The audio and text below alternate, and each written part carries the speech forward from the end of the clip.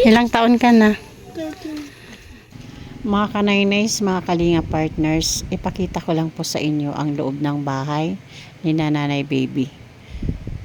Mga kanaynays, sa totoo lang, yung buong maliit na bahay nila, kalahati lang po yung may sahig at halos yung tulugan lang po ang may wall. Ilan kayo magkakapatid, ate? 7. 7? Opo. Asan yung iba? Ano po? Dito lahat nakatira? So ilan kayong nakatira dito? 9 tanan. 9?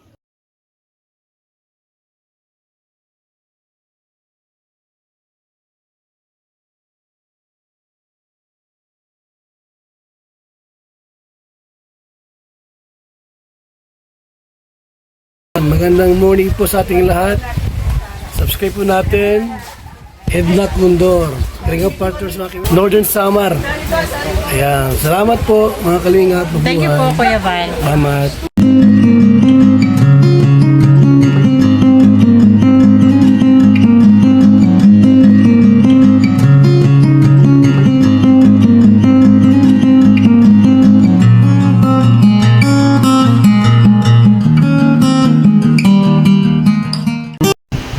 Mga kanaynays, mga kalinga partners, nandito kami sa Mondragon ngayon para balikan yung pamilya ni Nanay Baby.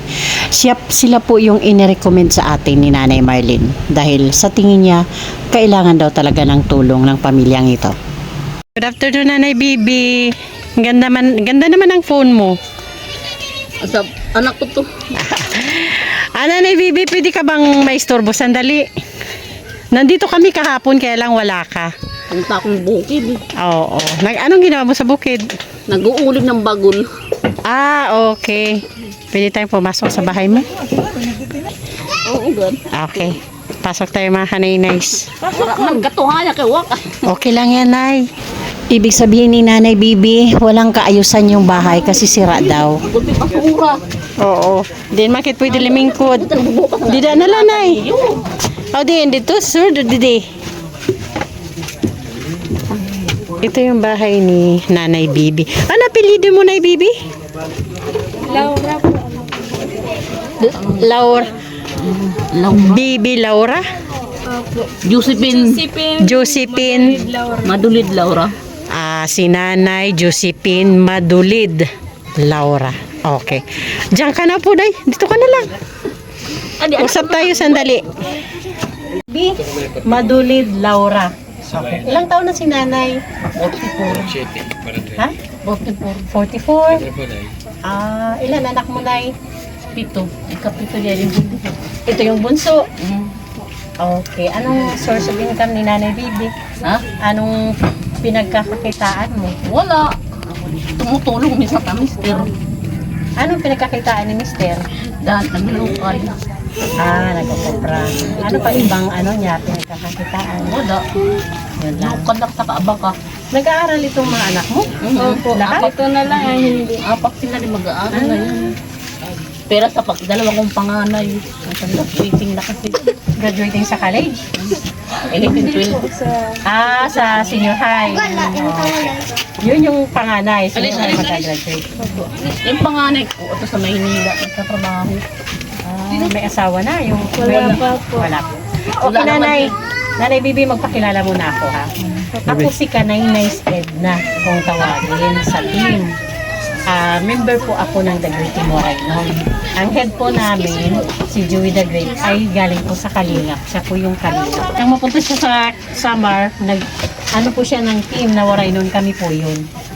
Punta po kami sa mga barangay at tumitingin doon sa mga deserve tulungan, katulad mo po. So halimbawa, Nanay, kung may gustong tumulong, ano sa tingin mo yung pinakakailangan mong tulong? Gamit ng mga anak ko, bahay, Gamit ng mga anak mo, gamit sa pang-aral. sa school. Okay. Anong year ka na, ate? Grade 10, grade 10. Kasi nakita ko siya, sumasabat siya. Siya yung nauna na gamit daw sa school. Anong pangalan ni ate? Erlinda Laura po. Erlinda. Talagang nafe-feel mo na kailangan mo talaga ng gamit sa school. Ngayon magsisimula yung magsisimula na yung klase, may gamit ka na ba sa school? Wala pa nga eh. Kayong lahat wala pang gamit, kahit isang notebook, isang ballpen. Ilan yung nag-aaral na ibibig? 4. Silang 4 wala pa ni isang Wala pa gamit. po kahit isa. Okay. So, yun talaga yung kailangan mong tulong kung may halimbawa may magpahatid ng tulong. Opo.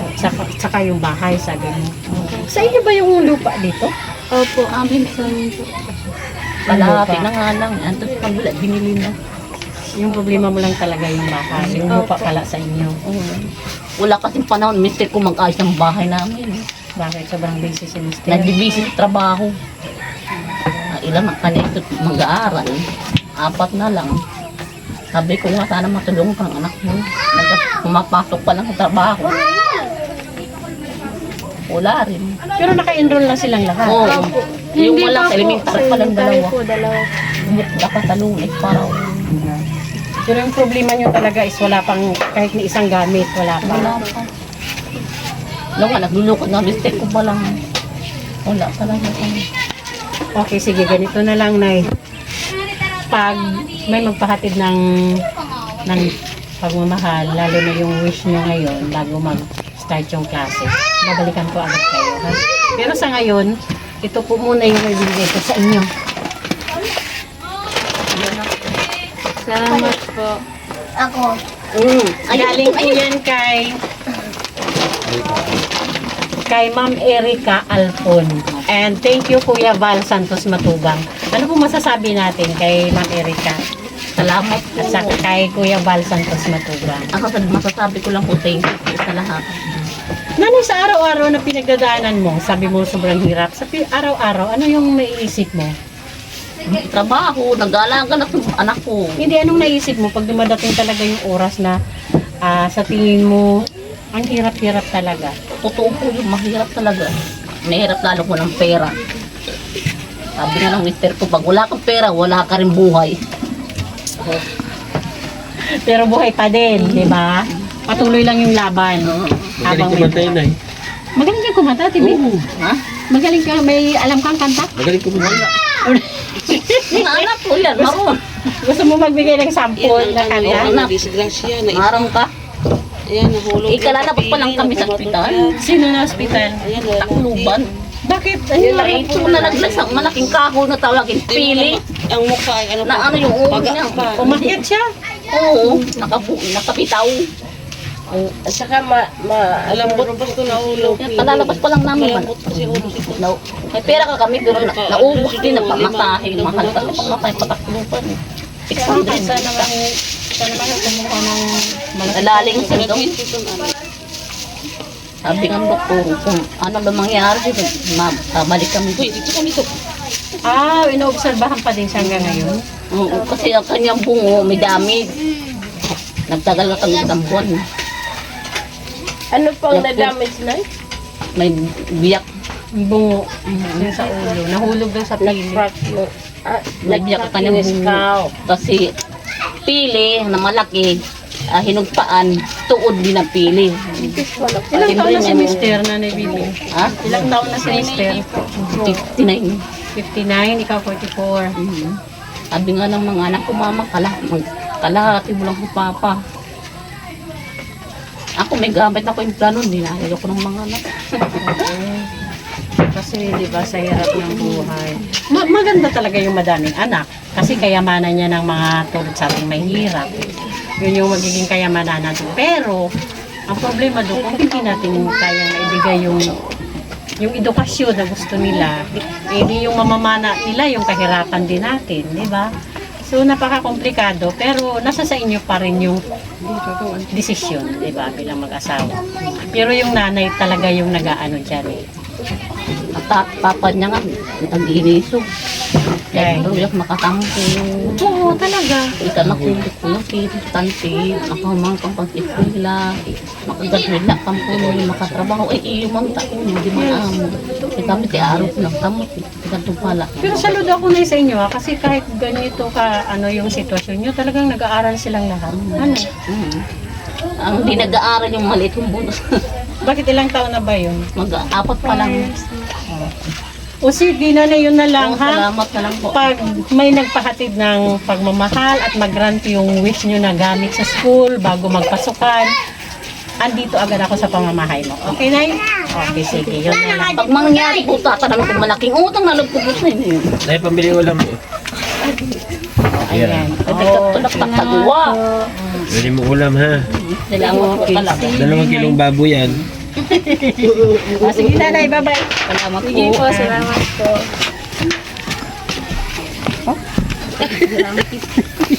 May nangangapot ka na. Nanay, oh. Matod Laura. Akala ko Matod Laura ka. Matulog na Matod nila. Okay mga kanay-nice, ayan po yung bahay ni Nanay Bibi. Grabe talaga. Pero saludo talaga ako mga kanay-nice, alam nyo. Grabe yung makikita mong miserable talaga yung sitwasyon nila. Yung bahay nila, sa dami nila na nakatira. Kasya sila, pero patuloy na nag-aaral yung mga bata. At saka, makikita mo sa mga bata na determinado talaga mag-aral. Sa totoo lang, yung mga ganyang bata, yun yung mga deserve matulungan pagdating sa pag-aaral. Okay, ganyan na yun na lang mga kanay-nice. Okay mga kanay-nice, gusto ko nang mag-thank you sa ating mga butihing sponsors. Of course, Manay Terry Anderson, Ma'am Hawaii, Sis Claire Azan Malinica, Sangkay Alit Lumagbas Bunyol, Ma'am Marcelina Fedorowicz, Sis Beth Jones, Ate Juveta Belleza Tejero, Miss Irene Biswilan, Sangkay Ima Vlogs, Sis Selena Barbosa, Ma'am Hayats, Ma'am Janet Galvan Salazar. Thank you po sa walang sawang support. At palambing na din po syempre mga kanay-nice, pasupport po ng channel ni Kuya Bal Santos Matubang, Ate Edna Vlogs and Kalingap Rab para po sa patuloy na paglingap. At syempre mga kanay-nice, palambing na din po, pasupport na din po ng The Great Morainon headed by Joey the Great. Mga members po, Boy Tabang, ang inyong lingkod po, kanay-nice Edna Condor, Yatsky TV, BB Mix Vlog, and Biyaheng King. Thank you po. Ay, syempre mga kanay-nice, ang palagi namin ngayon kasama sa field, sa mission, Yeah. Ate Rosa Buhangin. Mission impossible, rain or shine. Here we go. What do you think, Ate Rosa? I Worth it think- ba yung vacation mo? Absolutely. Every minute, every second of the day. Kahit palaging pagod sa mission? Oh no, pagod is nothing. Basta makatulong sa kapwa, never tired. Correct. So, exactly, Ate Rosa. I'm in for it. Anytime, any place, anywhere. Thank you, Ate Rosa. Bye. Good job, Nanay. Thank you.